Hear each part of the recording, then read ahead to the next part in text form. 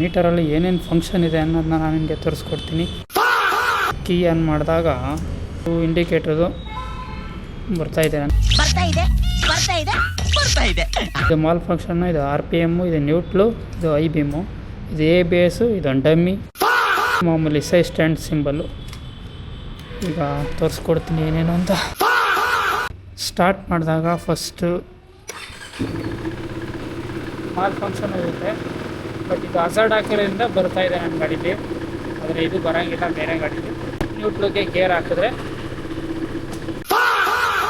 ಹೋಗುತ್ತೆ. ಎಲ್ಲ ಗಾಡಿಯಲ್ಲೂ side stand ತೆಗೆದು ಇಲ್ಲಿ ಈ ಸಿಂಬಲ್ ಬಂದೇ ಬರುತ್ತೆ ಅಂತ ಎಲ್ಲ ಹೇಳ್ತಾರೆ, ಬಟ್ ಆದರೆ ಫ್ಯೂಯಲ್ ಜಾಸ್ತಿ ಇದೆ. ಫ್ಯೂಯಲ್ ಕಮ್ಮಿ ಆದಾಗಲೂ ಇದು ಬ್ಲಿಂಕ್ ಆಗುತ್ತೆ. ಇನ್ನು ABS ನೋಡೋಣ ಬನ್ನಿ. ಈಗ ABS ಹೋಗ್ಬೇಕಾದ್ರೆ ನಾವು ರೈಡ್ ಮಾಡಬೇಕು.